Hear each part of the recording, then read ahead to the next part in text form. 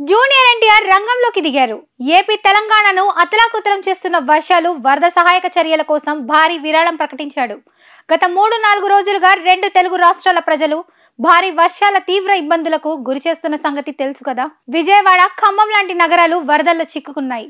దీంతో తారక్ తన వంతుగా కోటి సాయం ప్రకటించారు. తెలుగు రాష్ట్రాల్లో కొనసాగుతున్న వరద సహాయ చర్యల కోసం జూనియర్ ఎన్టీఆర్ నడుం బిగించారు. వీటి కోసం తన వంతుగా ఏపీ, తెలంగాణ రాష్ట్ర ప్రభుత్వాలకు చెరో 50 లక్షలు ఇవ్వనున్నట్లు ప్రకటించాడు.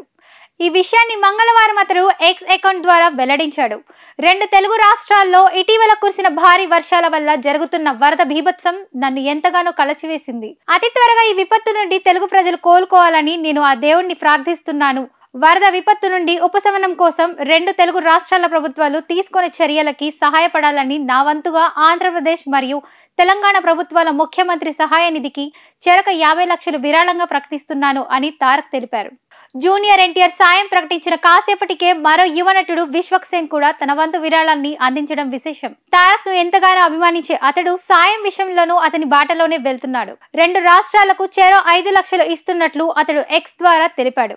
ఈ విపత్తు మిగిల్చిన విషాద సమయంలో నేనే ఆంధ్రప్రదేశ్ సీఎం రిలీఫ్ ఫండ్ కు నా వంతుగా 5 లక్షల విరాళం ఇస్తున్నాను.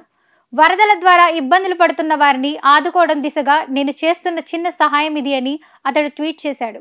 అటు తెలంగాణ ప్రభుత్వానికి కూడా 5 లక్షలు ఇస్తున్నట్లు మరో ట్వీట్ లో వెల్లడించారు. అటు కల్కి 2898 AD మూవీ టీం కూడా సోమవారం ఈ వరద సహాయ చర్యల కోసం తన వంతు విరాళం ఇచ్చింది.